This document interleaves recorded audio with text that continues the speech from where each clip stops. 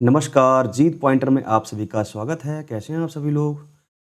देखिए, घटना चक्र के पूर्व अवलोकन की सीरीज़ में हम पॉलिटी सब्जेक्ट कवर कर रहे हैं और इसी क्रम में हमने नया चैप्टर सर्वोच्च न्यायालय शुरू किया है और उसकी व्याख्या देखी। आज उससे संबंधित प्रीवियस ईयर्स में आए हुए क्वेश्चंस हम सॉल्व करेंगे। चलिए शुरू करते हैं।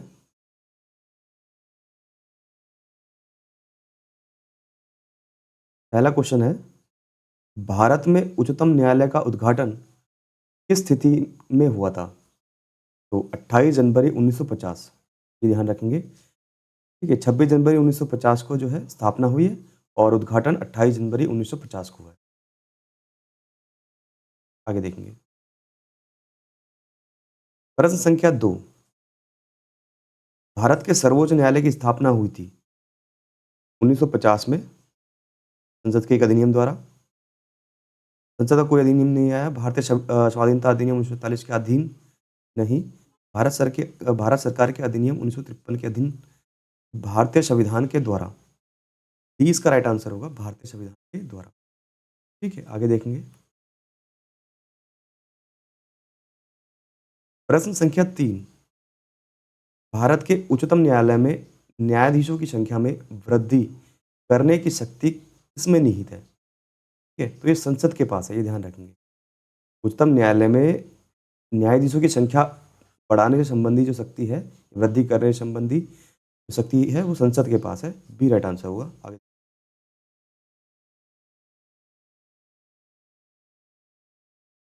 देखिए, भारतीय संविधान के अनुच्छेद 124 में उच्चतम न्यायालय के गठन के संबंध में प्रावधान किया गया है। इसमें यह कहा गया है कि उच्चतम न्यायालय में एक मुख्य न्यायाधीश तथा 7 अन्य न्यायाधीश होंगे। ठीक है, तथा संसद समय-समय पर विधि द्वारा न्यायाधीशों की संख्या का निर्धारण कर सकती है। संसद ने न्यायाधीशों की संख्या को निर्धारित करने के लिए वर्ष 1956 में उच्चतम न्यायालय अधिनियम पारित किया। 1956 पारित किया और न्यायाधीशों की संख्या 10 कर दी उस समय। ठीक है, 1956 में 10 कर दी गई। इस अधिनियम में संशोधन करके न्यायाधीशों की संख्या समय-समय पर बढ़ाई गई है।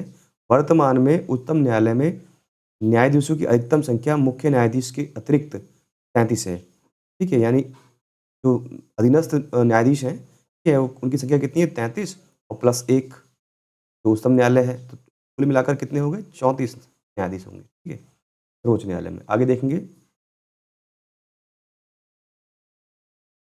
प्रश्न संख्या 4, भारत के सर्वोच्च न्यायालय में न्यायाधीशों की वर्तमान स्वीकृत संख्या है। तो वर्तमान में यहाँ पे देखो, ये प्रश्न है 2015 का। अभी वर्तमान में कितने हैं सर्वोच्च न्यायालय में न्यायाधीशों की संख्या? 33 है और 33 प्लस 1 34, टोटल 34 है।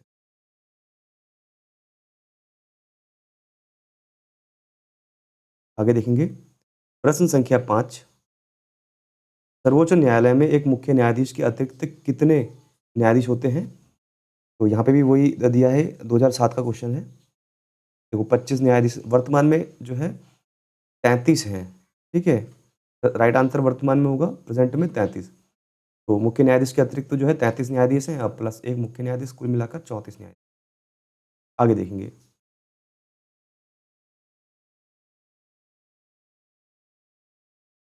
प्रश्न संख्या 6, मंत्रिमंडल के फरवरी 2008 में किए गए एक निर्णय के अनुसार सरकार उच्चतम न्यायालय में जजों की संख्या में वृद्धि करेगी। ठीक है, इस निर्णय के अंतर्गत भारत के मुख्य न्यायाधीश को छोड़कर उच्चतम न्यायालय में जजों की संख्या तब होगी। फिर से वही है कि बोला गया है मंत्रिमंडल 2008 में, ये 2004 का क्वेश्चन है। तो अभी वर्तमान में जो है मुख्य न्यायाधीश के अतिरिक्त 33 न्यायाधीश हैं प्लस 1 मुख्य। आगे देखेंगे। प्रश्न संख्या 7, सर्वोच्च न्यायालय में न्यायाधीश नियुक्त होने के लिए व्यक्ति को कम से कम कितने वर्ष उच्च न्यायालय का एडवोकेट होना चाहिए? ठीक है, तो सर्वोच्च न्यायालय में न्यायाधीश की नियुक्ति के लिए कम से कम 10 वर्ष का जो है एडवोकेट होना चाहिए। ठीक है, उच्च न्यायालय का। ठीक है, ये देखेंगे। संविधान के अनुच्छेद 124 के तहत उच्चतम न्यायालय के न्यायाधीशों की नियुक्ति होती है। उच्चतम न्यायालय का प्रत्येक न्यायाधीश राष्ट्रपति द्वारा नियुक्त किया जाता है। राष्ट्रपति उच्चतम न्यायालय या उच्च न्यायालयों में किसी भी न्यायाधीश की नियुक्ति भारत के मुख्य न्यायाधीश की राय के अनुरूप करेगा। अनुच्छेद 124(3) के अनुसार उच्चतम न्यायालय में न्यायाधीशों की नियुक्ति के लिए निम्नलिखित योग्यताएँ होनी चाहिए। वह भारत का नागरिक हो, एक या अधिक उच्च न्यायालयों का कम से कम 5 वर्ष तक न्यायाधीश रहा हो।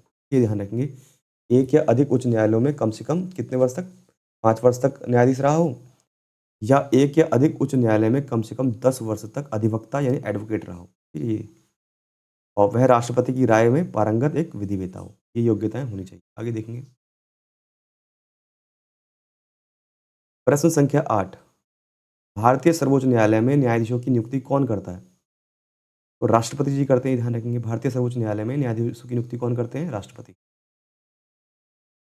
आगे देखेंगे प्रश्न संख्या 9, सर्वोच्च न्यायालय का न्यायाधीश अपना पद त्याग सकता है पत्र लिखकर, किसको? राष्ट्रपति जी। देखिए, सर्वोच्च न्यायालय के न्यायाधीश की नियुक्ति भी कौन करते हैं? राष्ट्रपति करते हैं। और सर्वोच्च न्यायालय के न्यायाधीश अपना त्यागपत्र किसे देते हैं? राष्ट्रपति जी। आगे देखेंगे।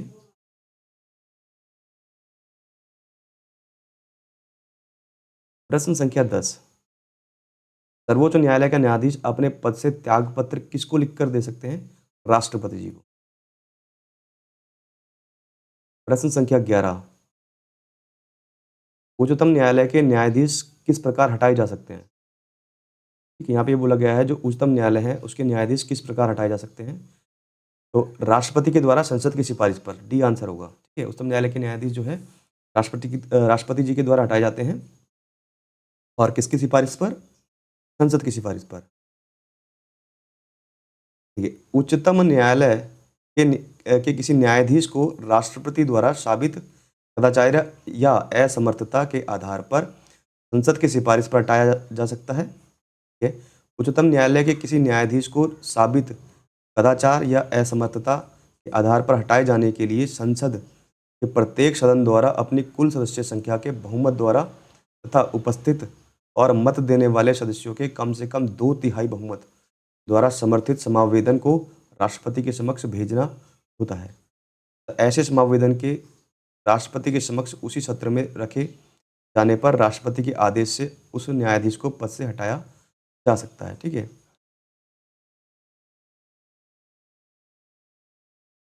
ठीक है, और उच्चतम न्यायालय के न्यायाधीश को हटाने तथा तत्संबंधी जांच की प्रक्रिया का संसदीय विधि द्वारा विनियम अनुच्छेद 124(5) के में प्रावधानित है। ठीक है, ये ध्यान रखेंगे। ये महाभियोग शब्द का प्रयोग संविधान में केवल राष्ट्रपति को हटाने के लिए किया गया है। उच्च न्यायालय या उच्चतम न्यायालय के न्यायाधीश को हटाने के लिए महाभियोग शब्द का प्रयोग नहीं किया गया है। माफी चाहूंगा, इनके लिए संविधान के अनुसार हटाना यानी रिमूव शब्द किया गया है। ठीक है, महाभियोग शब्द का प्रयोग नहीं किया गया है, बस हटाना शब्द का प्रयोग किया गया है, रिमूव। ठीक है, ये देखेंगे। आगे देखेंगे प्रश्न संख्या 12, निम्नलिखित कथनों पर विचार कीजिए। ठीक है, पहला है न्यायाधीश जांच अधिनियम 1968 के अनुसार भारत के उच्चतम न्यायालय के किसी न्यायाधीश पर महाभियोग चलाने के प्रस्ताव को लोकसभा के अध्यक्ष द्वारा अस्वीकार नहीं किया जा सकता। ठीक है, यहाँ पे बोला जा रहा है कि जो न्यायाधीश जांच अधिनियम आया था 1968 के अनुसार भारत के उच्चतम न्यायालय के किसी न्यायाधीश को पर जो महाभियोग चलाने के प्रस्ताव को लोकसभा, देखिए यहाँ पे जो महाभियोग शब्द प्रयोग किया गया ये भी गलत है। ये उच्चतम न्यायालय के न्यायाधीश को हटाने के लिए महाभियोग शब्द का प्रयोग नहीं किया गया, सिर्फ हटाना शब्द प्रयोग किया गया है। ठीक है, चलिए देखते हैं अगला स्टेटमेंट देखते हैं।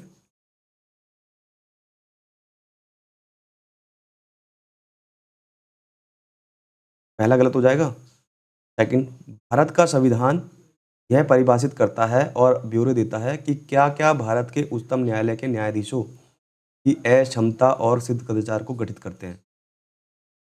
तो क्या-क्या भारत के उच्चतम न्यायालय के न्यायाधीश की अक्षमता और सिद्ध कदाचार को गठित करते हैं, ये भी गलत बात है। ठीक है, संविधान में ऐसा कुछ नहीं लिखा है। ठीक है, आगे देखेंगे। स्टेटमेंट 3, भारत के उच्चतम न्यायालय के न्यायाधीशों के महाभियोग की प्रक्रिया के ब्यौरे न्यायाधीश जांच अधिनियम 1968 में दिए गए। हाँ, ये सही बात है। जो उच्चतम न्यायालय के न्यायाधीशों की जो महाभियोग की प्रक्रिया है वो न्यायाधीश जांच अधिनियम 1968 में दिए गए हैं।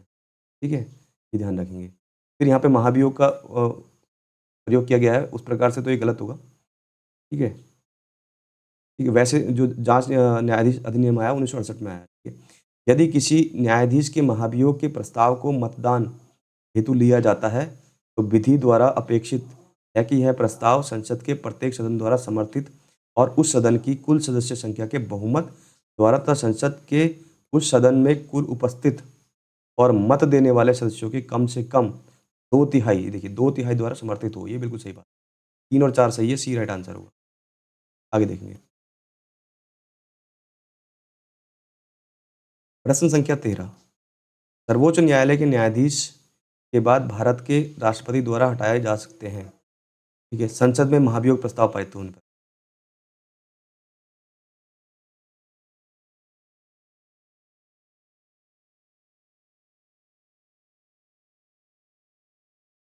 प्रश्न संख्या 14। सर्वोच्च न्यायालय में सेवानिवृत्ति की आयु कितनी होती है? सर्वोच्च न्यायालय की 65 साल है, 65 वर्ष सर्वोच्च न्यायालय की है और उच्च न्यायालय की 62 वर्ष है, ये ध्यान रखें। सर्वोच्च न्यायालय में न्यायाधीशों के लिए सेवानिवृत्ति की आयु 65 वर्ष है और उच्च न्यायालयों में 62 वर्ष है। आगे देखेंगे। प्रश्न संख्या 15। सर्वोच्च न्यायालय के न्यायाधीशों की सेवानिवृत्ति की उम्र क्या है? 65 साल। आगे देखेंगे। प्रश्न संख्या 16। उच्चतम न्यायालय के न्यायाधीशों के वेतन निर्धारण किया जाता है। उच्चतम न्यायालय के जो न्यायाधीश हैं उनका वेतन कौन निर्धारण करता है? संसद द्वारा जो है उनका वेतन निर्धारित किया जाता है, ये ध्यान रखेंगे, संसद द्वारा।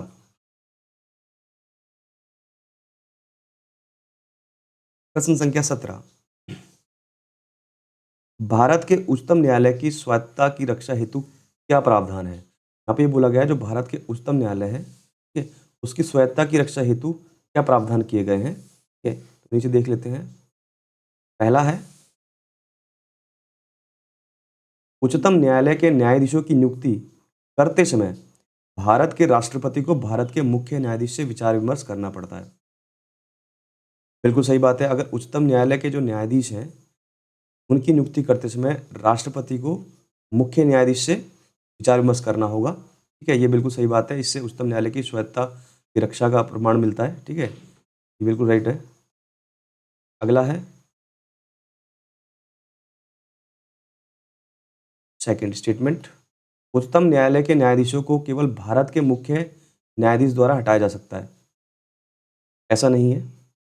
ठीक है, राष्ट्रपति जी के द्वारा हटाया जाता है संसद के कहने पर। ठीक है, ये है। संसद पे जो है महाभियोग की प्रक्रिया चलती है। ठीक है, आगे देखेंगे। ये गलत हो जाएगा। प्रश्न संख्या 3। न्यायाधीशों का वेतन भारत की संचित निधि पर आरोपित होता है। इस पर विधानमंडल को अपना मत नहीं देना होता है।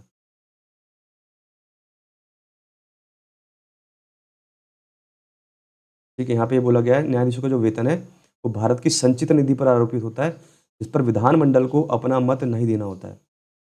बिल्कुल सही बात है। न्यायाधीशों का वेतन जो है संचित निधि से दिया जाता है। ठीक है, और इसमें विधानमंडल का कोई कार्य नहीं है। ठीक है, तो 2 भी राइट आंसर होगा। आगे देखेंगे। प्रश्न संख्या स्टेटमेंट 4। भारत के उच्चतम न्यायालय के अफसरों और कर्मचारियों की सभी नियुक्तियां सरकार द्वारा भारत के मुख्य न्यायाधीश के विचार विमर्श के पश्चात ही की जाती हैं। ठीक है, यहाँ पे बोला गया है जो भारत के उच्चतम न्यायालय हैं उसके अफसरों और कर्मचारियों की जो नियुक्तियां हैं वो सरकार द्वारा भारत के मुख्य न्यायाधीश के विचार विमर्श के पश्चात ही की जाती है। ये गलत बात है। ठीक है, तो केवल 1 और 3 राइट से आंसर होंगे। आगे देखेंगे।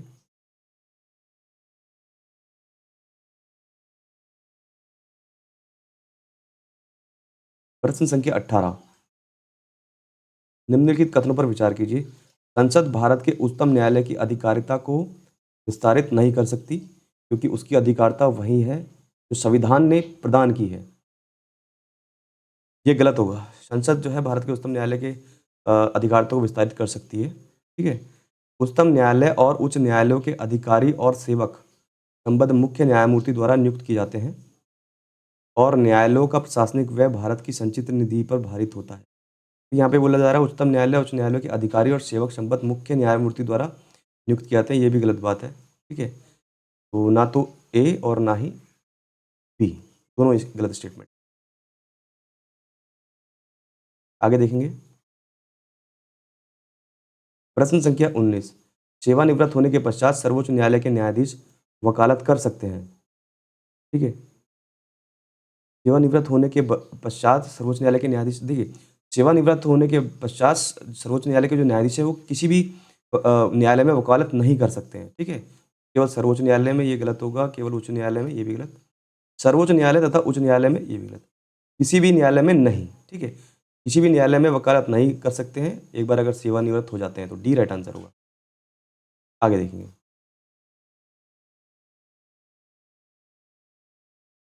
प्रश्न संख्या 20, भारत के सर्वोच्च न्यायालय के कार्यवाहक मुख्य न्यायाधीश की नियुक्ति करता है। भारत के सर्वोच्च न्यायालय के कार्यवाहक मुख्य न्यायाधीश की नियुक्ति कौन करता है? राष्ट्रपति जी करते हैं, ये ध्यान रखेंगे, ठीक है? ध्यान रखेंगे, राष्ट्रपति जी करते हैं। आगे देखेंगे।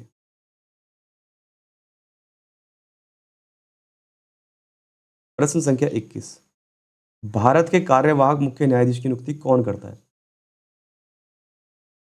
ठीक है, राष्ट्रपति जी करते हैं। आगे देखेंगे। प्रश्न संख्या 22, सर्वोच्च न्यायालय के न्यायाधीशों की नियुक्ति की जाती है राष्ट्रपति के द्वारा। यहाँ पे बोला गया है सर्वोच्च न्यायालय के न्यायाधीशों की नियुक्ति की जाती है राष्ट्रपति के द्वारा, ठीक है? सर्वोच्च न्यायालय के मुख्य न्यायाधीश से परामर्श के साथ, ये ध्यान रखें। डी राइट आंसर होगा।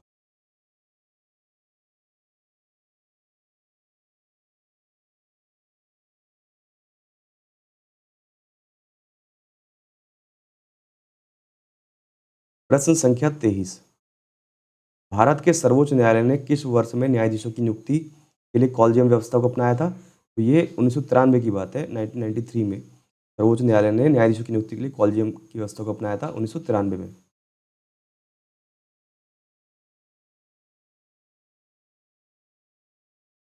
आगे देखेंगे। प्रश्न संख्या 24, सर्वोच्च न्यायालय के उस मंडल में जो सर्वोच्च न्यायालय में जजों की नियुक्ति की अनुशंसा से संबंधित है, में सर्वोच्च न्यायालय के मुख्य न्यायाधीश के अतिरिक्त कुछ अन्य वरिष्ठ न्यायाधीश होते हैं। ऐसे अन्य न्यायाधीश जो इस मंडल के सदस्य होते हैं की संख्या है? 4 होते हैं इस सदस्य, इसमें ध्यान रखेंगे। ये बोल रहा है कि सर्वोच्च न्यायालय के उस मंडल में सर्वोच्च न्यायालय में जजों की नियुक्ति की अनुशंसा से संबंधित सर्वोच्च न्यायालय के मुख्य न्यायाधीश के अतिरिक्त कुछ अन्य वरिष्ठ न्यायाधीश होते हैं। ऐसे अन्य न्यायाधीश कितने होते हैं? 4, यानी कुल मिलाकर 5 होंगे, ध्यान रखेंगे। क्योंकि 4 प्लस 1, 1 मुख्य न्यायाधीश हो गए, 4 अन्य न्यायाधीश हो गए।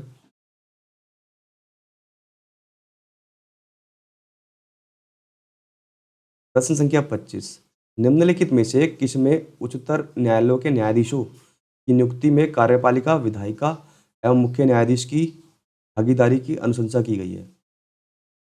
निम्नलिखित में से किसमें उच्चतर उच्चतर न्यायालयों के न्यायाधीशों की नियुक्ति में कार्यपालिका, विधायिका एवं मुख्य न्यायाधीश की भागीदारी की अनुशंसा की गई है? द्वितीय प्रशासनिक सुधार आयोग में। ये बहुत महत्वपूर्ण क्वेश्चन है, ये ध्यान रखें, ठीक है?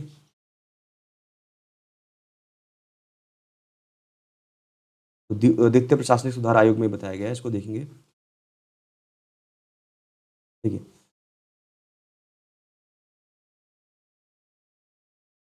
द्वितीय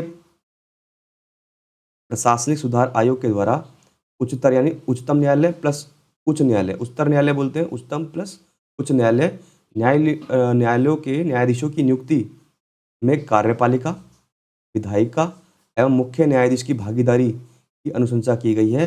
इस आयोग का गठन 31 अगस्त 2005 को वीरप्पा मोइली की अध्यक्षता में किया गया था, ठीक है?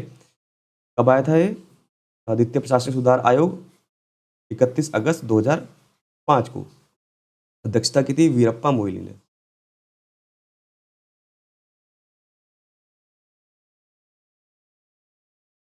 नेक्स्ट देखते हैं प्रश्न संख्या 26, भारत के सर्वोच्च न्यायालय में निम्नलिखित में से किस प्रकार के न्यायाधीश या न्यायाधीशों की नियुक्ति की जा सकती है? ठीक है, देख लेते हैं। पहला है तदर्थ न्यायाधीश, अतिरिक्त न्यायाधीश, ठीक है? तो तदर्थ न्यायाधीश के न्यायाधीशों की तो नियुक्ति की जाती है, लेकिन अतिरिक्त न्यायाधीश के बारे में कोई भी प्रावधान हमने नहीं देखा अभी ऊपर व्याख्या में। अतिरिक्त न्यायाधीश नहीं है, सिर्फ तदर्थ न्यायाधीश होते हैं, ठीक है? आगे देखेंगे। ए ए राइट आंसर होगा, पहला सही है, दूसरा गलत है।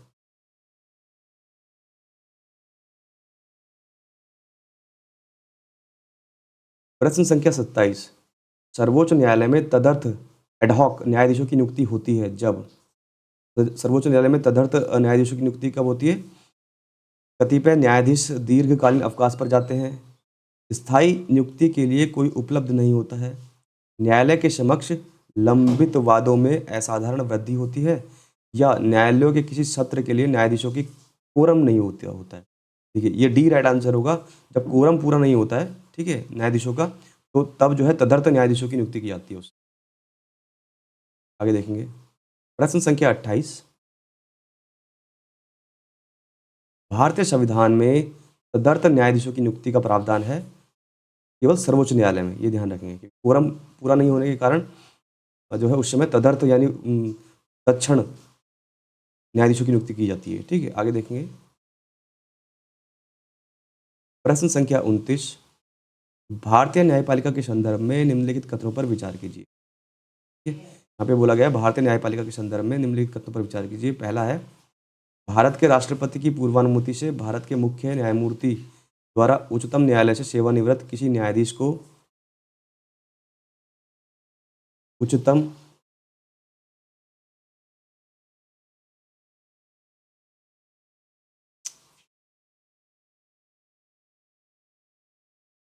न्यायालय के न्यायाधीश के पद पर बैठने और कार्य करने हेतु बुलाया जा सकता है। ठीक है, ये गलत आंसर होगा। ठीक, आगे देखेंगे सेकंड, भारत में किसी भी उच्च न्यायालय को अपने निर्णय के पूर्वानुलोकन की शक्ति प्राप्त है, जैसे कि उच्चतम न्यायालय के पास है। देखिए, उच्च न्यायालय को कोई पूर्वावलोकन की शक्ति प्राप्त नहीं है, केवल उच्चतम न्यायालय को, ये ध्यान रखेंगे। ठीक है, तो ये भी गलत हो गया। ना तो सॉरी, एक और दो दोनों सही है। सही है पूछा गया है तो दोनों ही सही है। ठीक है, एक और दो दोनों सही है, सी राइट आंसर होगा।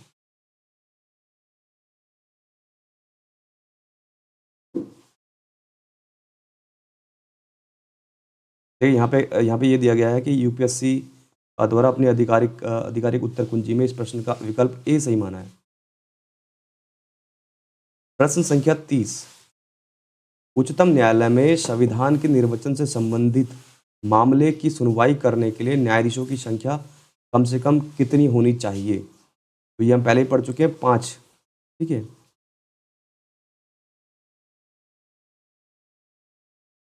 तो आज के लिए लेक्चर यहीं रखते हैं। धन्यवाद।